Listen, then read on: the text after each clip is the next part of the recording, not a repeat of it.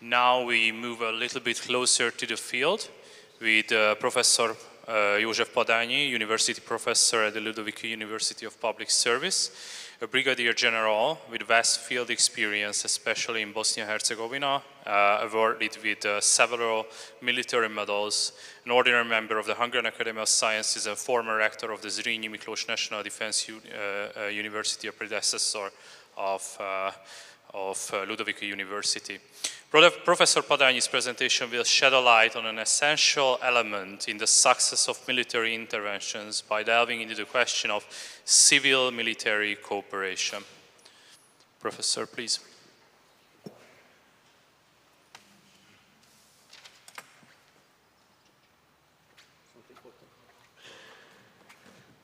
Mr. Chairman, ladies and gentlemen, in the next 20 minutes, I would like to talk about the importance of civil-military cooperation in armed conflicts.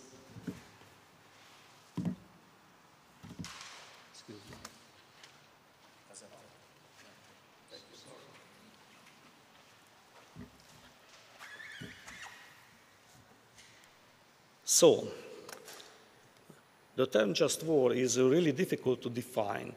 Military theoreticians have tried to define it throughout the years with more or less success. In one of the ancient Chinese works of military science, it is defined as such. You can see on the slide. These ideas, all written down thousands of years ago, agree in one point. If the aim of war is to prevent a larger catastrophe, then we may call it a just war.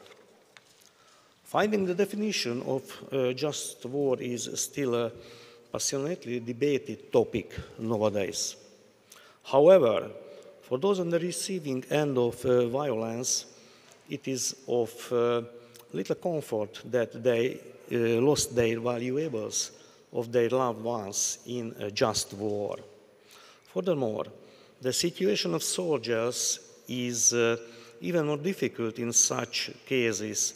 They are the ones who act violently and execute a political will, utilizing their professional expertise and knowledge.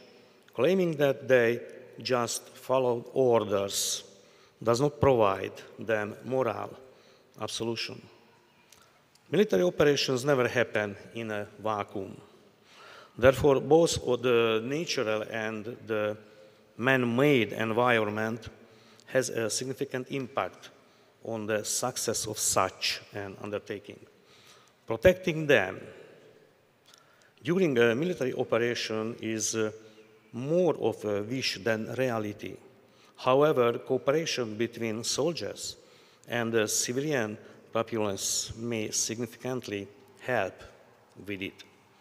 When talking about civil-military cooperation, I mean the joint work that is carried out by the organizations, people and communities, both serving and living on the battlefield during the entire duration of military operations.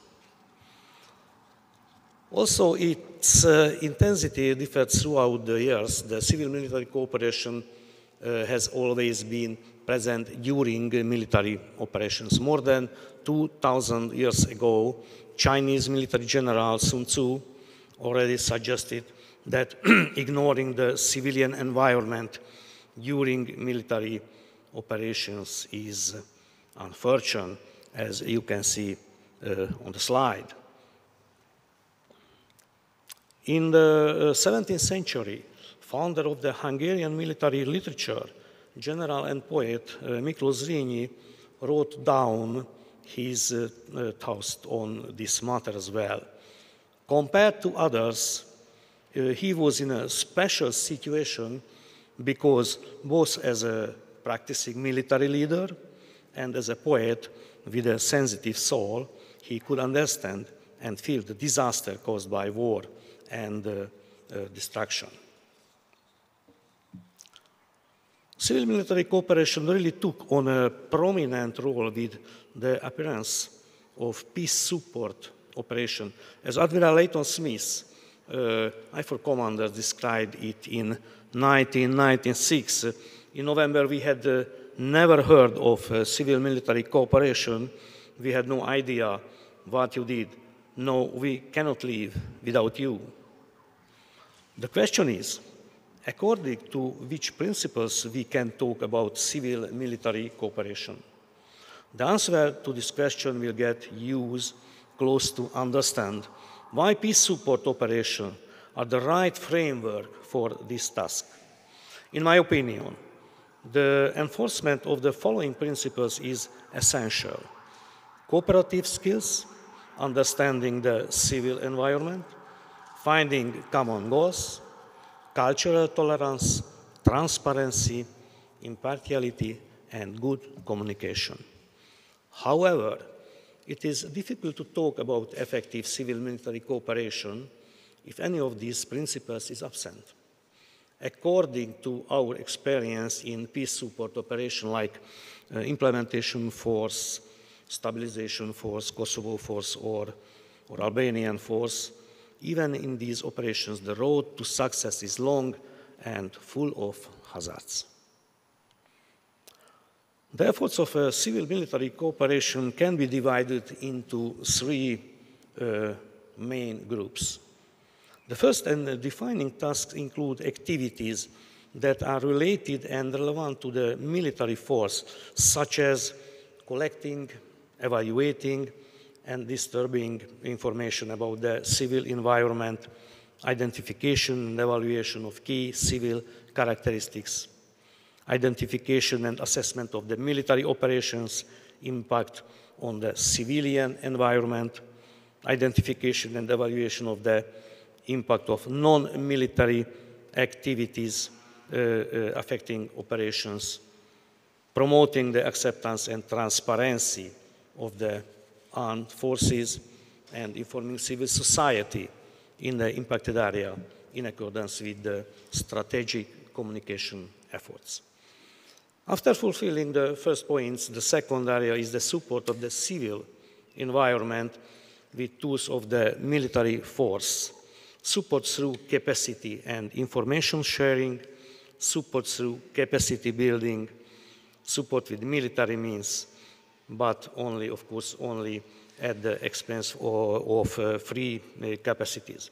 And finally, the third is the continuous maintenance of the civil-military liaison, transferring military information to partners, managing potential disagreements, and collecting civilian information considered important from the military forces perspective. The list also indicates an order of importance, since supporting the commander's ideas and performing the necessary tasks are above everything else.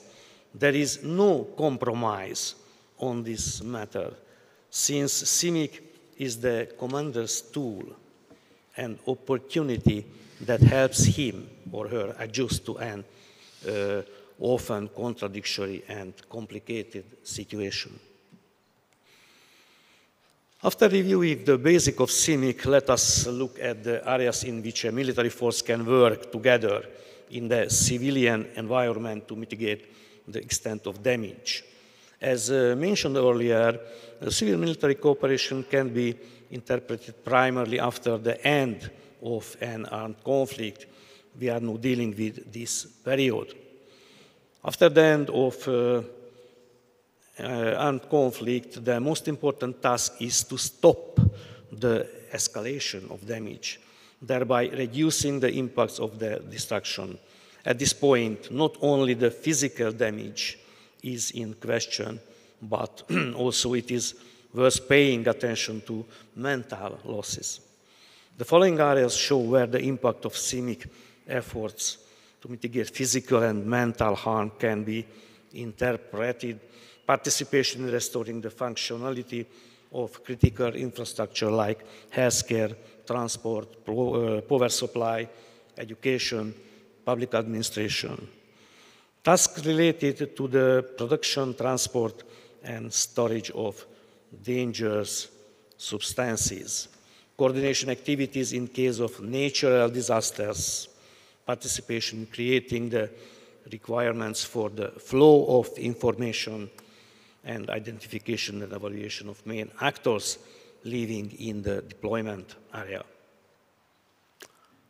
Finally, let us briefly talk about those operations that cannot be considered as peace support operations. Where there is no peace, we cannot speak of a high seismic intensity, but a military force can still be involved in ensuring the movement of the fleeing population, in regulating the common use of infrastructure, bridges, roads, railways, airports, ports, medical infrastructure, etc. And lastly, in the distribution of aid.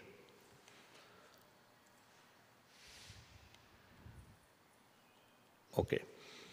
In summary, we can say that civil-military cooperation is a support element in the military which helps to implement the commander's ideas with its specific tools, methods, and specially trained professionals.